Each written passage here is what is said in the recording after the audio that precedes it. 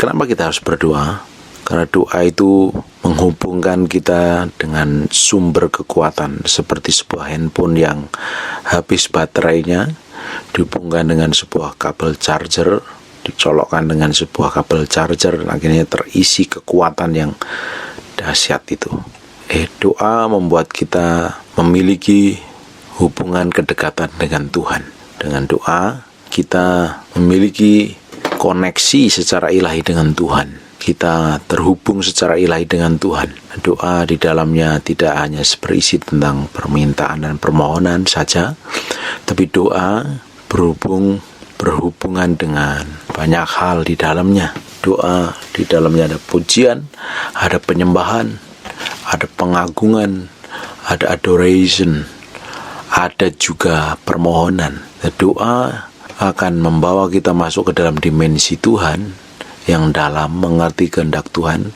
Kalau kita masuk dalam penyembahan yang dalam dengan Tuhan. Penyembahan yang dalam dengan Tuhan bukan sekedar menyanyikan sebuah lagu yang pelan atau menyanyikan lagu sorak-sorai. Penyembahan yang dalam adalah kita ketika kita ini memusatkan diri kita, pikiran, perasaan, perbuatan, kehendak, kemauan kita ini kepada Kristus. Mematikan semua kedagingan kita, pikiran kita ditaklukkan sepenuhnya kepada Kristus, masuk ke dalam dimensi penyembahan yang dalam dengan Tuhan.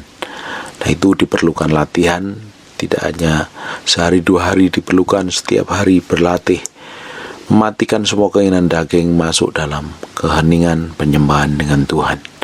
Semakin Bapak Ibu melatih, Bapak Ibu setiap hari dalam penyembahan, melatih setiap hari dalam doa, dalam pengajian, dalam pengagungan, dalam penyembahan yang dalam dengan Tuhan, lama-lama Bapak Ibu akan dibawa ke dalam dimensi pengenalan akan Tuhan yang dalam. Pada titik tertentu kita benar-benar melupakan diri kita sendiri dan kita akan masuk dalam hadirat Tuhan. Makanya diperlukan hubungan pribadi dengan Tuhan. Seseorang yang sudah mengalami kelahiran baru, dia tidak akan melakukan dosa, dia tidak akan jatuh di dalam dosa ketika dia setiap hari memiliki hubungan kedekatan dengan Tuhan. Sekalipun orang itu sudah menjadi Kristen sudah lama, sudah dilahirkan kembali, sudah dipenuhi Roh Kudus bahkan, tapi kalau setiap harinya dia tidak memiliki hubungan pribadi dengan Tuhan, ada kemungkinan dia akan terpisah berhubung dengan Allah. Ada saatnya dia akan mudah sekali jatuh di dalam dosa, jatuh di dalam pencobaan. Bapak Ibu, kita harus setiap hari, setiap saat terhubung dengan Tuhan. Kita harus memiliki hubungan kedekatan dengan Tuhan. Tidak ada jalur apapun juga yang akan membawa kita mati dalam daging, kecuali kita masuk dalam doa, pujian, dan penyembahan di hadirat Tuhan. Kita harus meluangkan waktu dengan Tuhan, meluangkan waktu dengan Tuhan. Spend time with God alone. Berdoa sendiri di dalam kamar kita, masuk dalam pujian, masuk dalam penyembahan. Tiap hari itu akan membawa kita semakin hari semakin mengenal Tuhan secara utuh.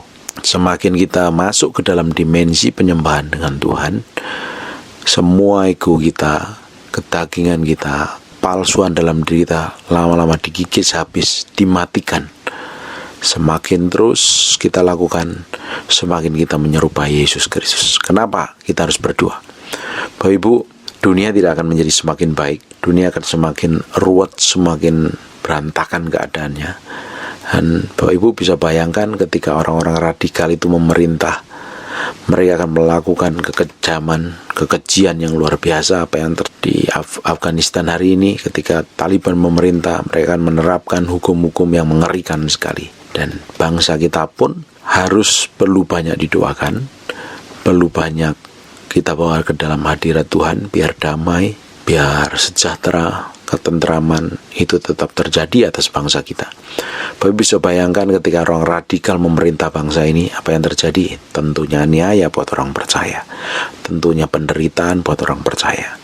Akan terjadi kengerian-kengerian yang akan mereka buat. Bagian kita untuk mencegahnya adalah orang-orang kudus hari ini harus banyak berdoa, bayar harga di hadapan Tuhan. Bapak Ibu, kedurhakaan akan terjadi, kedurhakaan akan tetap terjadi, dan kedurhakaan itu sekarang tertahan.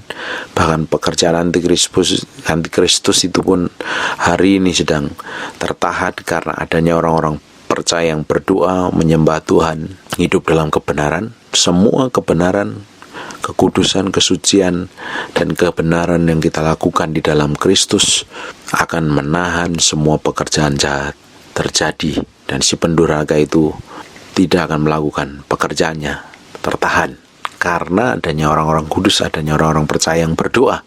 Makanya hari ini sebagai orang percaya kita harus berdoa. Jangan izinkan kemalasan, kedanginan kita yang menguasai. Ingat baik-baik, nasib sebuah bangsa ditentukan oleh nasib para orang-orang percayanya. Ketika orang percaya itu berdoa, maka akan kedamaian.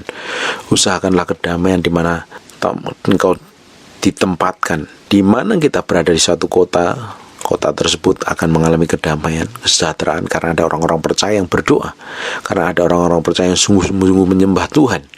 Bayangkan Bapak Ibu, kalau tidak adanya anak Tuhan yang sedang berdoa di bangsa ini, apa yang terjadi buat bangsa Indonesia? Kenapa bangsa Indonesia damai, sejahtera? Bukan karena toleransi yang tinggi, bukan, karena adanya orang-orang percaya yang berdoa, menyembah Tuhan. Ada perlindungan dan proteksi Tuhan. Kalau bangsa kita ini lepas dari tangan Tuhan, apa yang terjadi?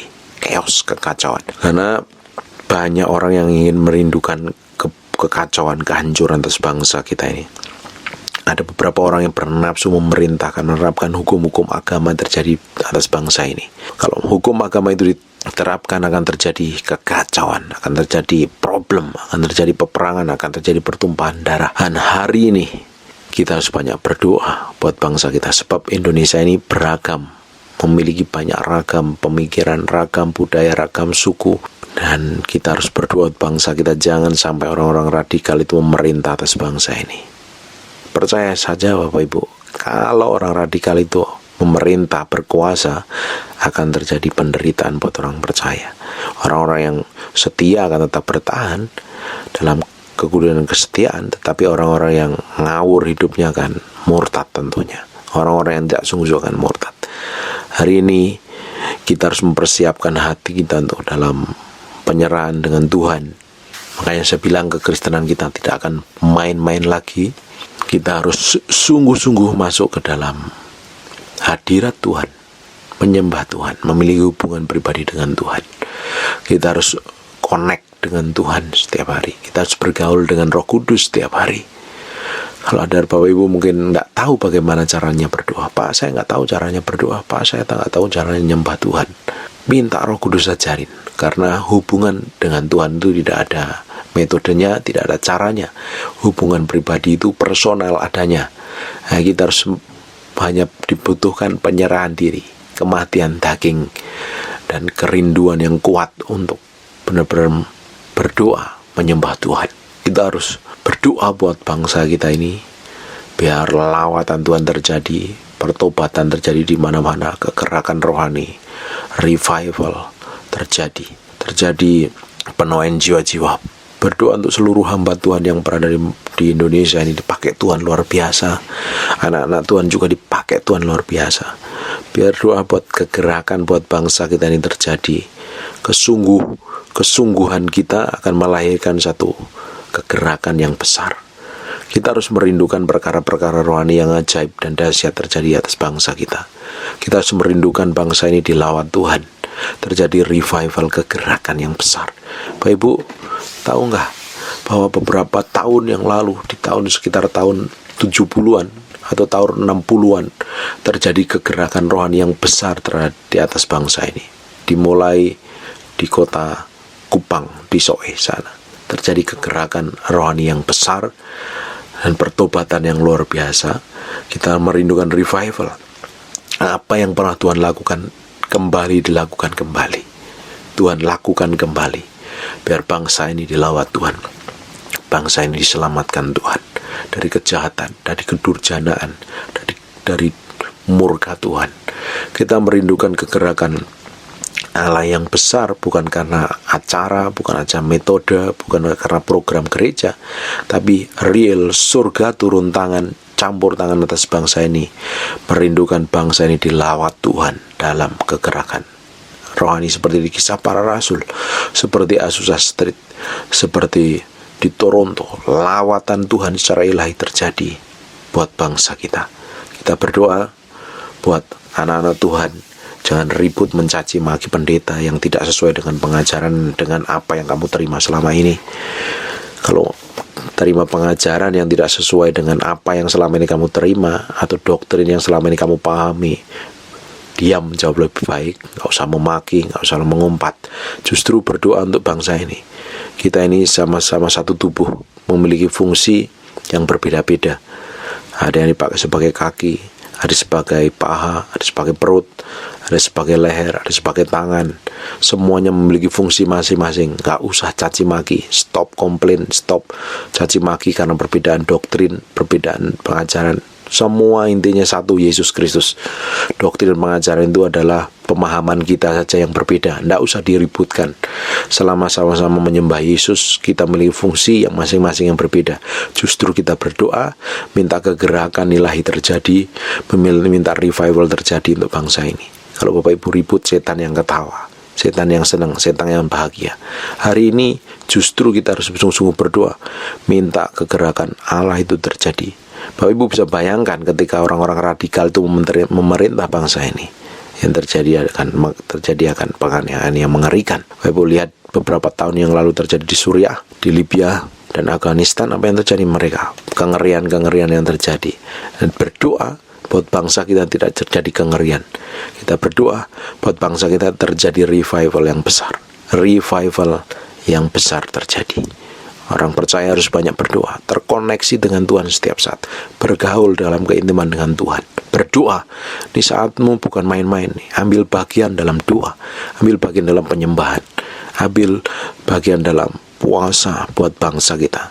Sebelum terjadi aniaya besar, sebelum terjadinya pengangkatan buat gereja Tuhan, akan terjadi kebangunan rohani yang besar, pertobatan di mana-mana, dan saya percaya kita akan mengalami zaman Tuhan dan lawatan Tuhan yang powerful. Ambil bagian dalam doa itu. Ambil bagian dalam doa itu. Dan saya percaya setiap hari Bapak Ibu berdoa, semua keinginan daging, kemauan, egomu akan dimatikan dalam hadiratnya. Mau memiliki kehidupan yang benar-benar ke dalam kematian daging, masuk dalam doa, masuk dalam penyembahan, dalam hadirat Tuhan. Setiap hari bergaul dengan Tuhan. Luangkan waktumu setiap hari buat bangsa ini. Semakin kita banyak menyembah, meratap buat bangsa ini, semakin besar tuayan yang akan kita terima. Lawatan Allah akan terjadi buat bangsa kita. Amin. Saya percaya ini satu permulaan untuk kita bisa ambil bagian dalam rencana Tuhan buat bangsa kita. God bless you.